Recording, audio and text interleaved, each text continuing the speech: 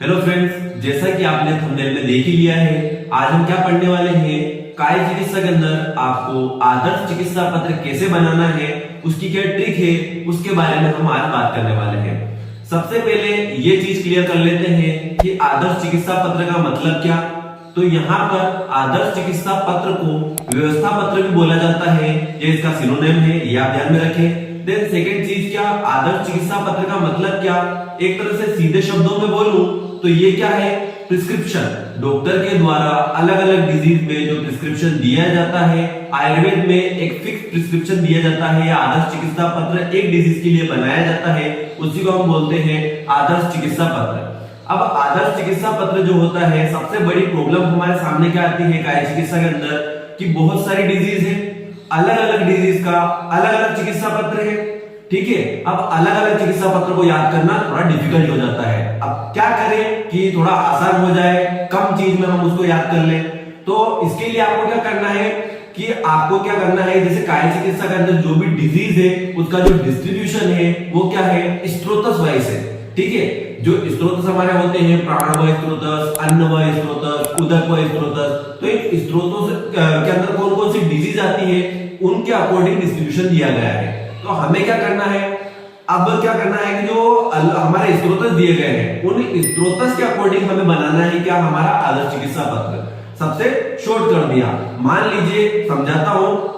जैसे प्राणवय स्त्रोतस के अंदर डिजीज आती है, 5 से 6 डिजीज आती है, हिक्का, श्वास, कास, राजकमा, शतशीण।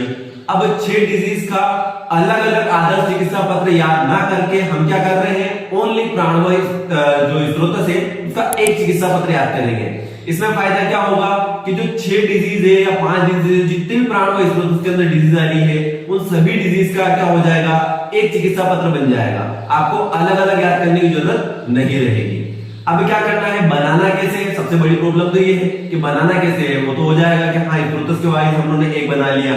ठीक है, अब बनाना ऐसे है, जैसे समझाता हूं। प्राणवय स्त्रोतस क्या है, एक तरह से प्राणवय स्त्रोतस रेस्पिरेटरी सिस्टम है। ठीक है, रेस्पिरेटरी सिस्टम है तो हमें क्या करना है, उसके अकॉर्डिंग सोचना है। जैसे प्राणवय स्त्रोतस के अंदर हिक्का, श्वास, कास आ रहा है, तो इनके अंदर क्या होगा, मोस्ट ऑफ आप देखेंगे तो सीतोपलादी चूर्ण यूज होगा, तालिशादी चूर्ण यूज होगा, आरोग्यवर्धनी बटी यूज होगी, श्वास कुठार रस यूज होगा। तो इनको आप कॉमन निकाल लीजिए। आपको कैसे क्या करना है, मान लीजिए आपने हिक्का पढ़ा, श्वास पढ़ा, कास पढ़ा, राजकमा पढ़ा और शतशीण पढ़ा। इन पांचों का आप आदर्श चिकित्सा पत्र देखें।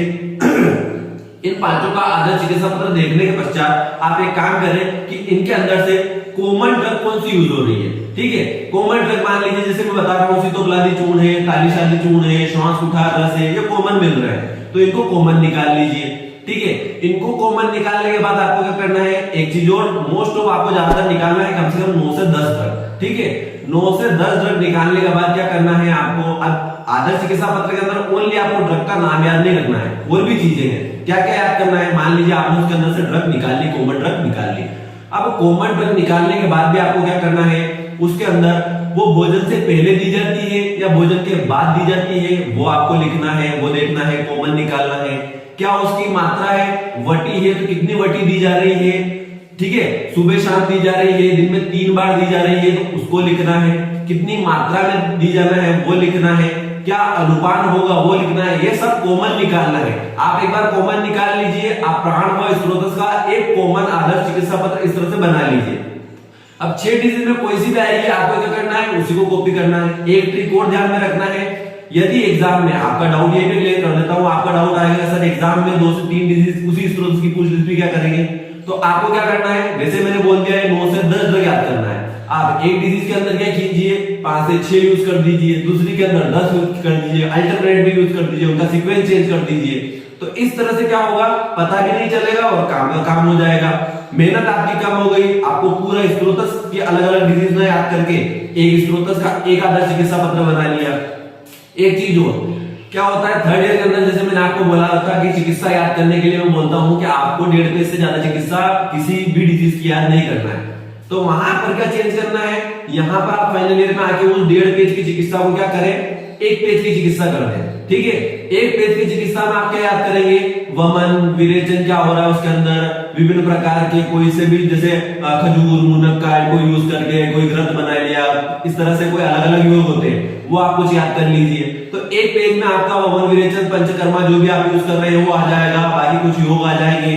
जिस तरह से मां में ट्रिक बना के आपको बता रहा था कि आपको क्या करना है, जैसे योग याद करने पड़ रहे थे, कोई भी ट्रिक लगा के हम 5 से 7 योग हर डिजीज के अंदर याद कर रहे थे, उन योग की जगह आप क्या करिए, जो हाफ पेज आपका बचता है हाफ पेज में आप आदर्श चिकित्सा पत्र जोड़ दीजिए, तो आपकी चिकित्सा कंप्लीट हो जाएगी। क्या किया, 1.5 पेज की चिकित्सा थर्ड ईयर में बात कर रहे थे, वहां पर हाफ पेज जो हम योग का बना रहे थे, योग की जगह आपको क्या करना है, आदर्श चिकित्सा पत्र जोड़ देना है, और एक पेज में आपका पंचकर्मा वगैरह जो हमने याद किया था वो एग्जिटिव वापस यहाँ पे याद करना है।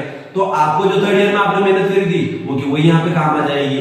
अब बचा क्या, डिजीज के अंदर वो तो हम फर्स्ट ईयर से पढ़ते आ रहे हैं कि ज्वर के भेद कितने हैं क्या है, वो तो लगातार हम पढ़ते आ रहे हैं, वो आपको याद ही है, आपको एक बार रिवाइज करना है। जुड़ा क्या है, चिकित्सा जुड़ी है, तो चिकित्सा के लिए मैंने आपको बता ही दिया कि आपको आदर्श चिकित्सा पत्र कैसे बनाना है।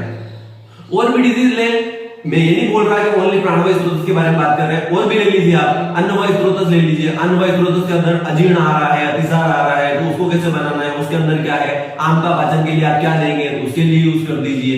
मूत्रवायु स्रोत की बात करें तो मूत्रवायु स्रोत के अंदर मूत्रकृच्छ आ रहा है, तो वहां पे आप देखेंगे तो चंद्रप्रभावटी एज एंटीबायोटिक यूज की जाती है, वो देख लीजिए आप, वो वहां पे कॉमन यूज होगी। अब एक डाउट और आपके माइंड में आ सकता है कि सर स्त्रोत के अंदर डिजीज कैसे याद करें, तो ये चीज तो हम फर्स्ट ईयर से लगातार पढ़ते हुए आ रहे हैं कि कौन से स्त्रोत के अंदर कौन सी डिजीज आई है, ये तो आपको खुद ब खुद आइडिया लग जाएगा। अजीर्ण की बात करें तुरंत आपके माइंड में क्लिक होगा, अन्नवायु स्रोत से रिलेटेड है, ठीक है। कामला की बात करें, पांडु की बात करें, तुरंत माइंड में इंडिकेट होगा कि क्या है, रक्तवायु स्रोत से रिलेटेड है। तो ये चीज आपको याद करने की जरूरत नहीं है, ये आपको पहले से ही याद है। आपको करना क्या है, ओनली आदर्श चिकित्सा पत्र स्त्रोत वाइज बना लेना है, कॉमन ड्रग निकाल लीजिए और देख लीजिए। इसके बाद भी आपको प्रॉब्लम आती है या नहीं समझ में आता है तो आप वीडियो के कमेंट में जरूर बताएं। मैं आपको कम्युनिटी पोस्ट के जरिए आपको अलग अलग स्त्रोत के जो हमारे आदर्श चिकित्सा पत्र हैं वो बनाकर दे दूंगा। दोस्तों वीडियो अच्छा लगा हो तो लाइक शेयर एंड कमेंट जरूर करें, और जो भी मास्टरमाइंड चैनल पर नए हैं तो चैनल को सब्सक्राइब जरूर कर लें, बेल आइकन को प्रेस कर दें ताकि आने वाली वीडियो की अपडेट आपको मिलती रहे।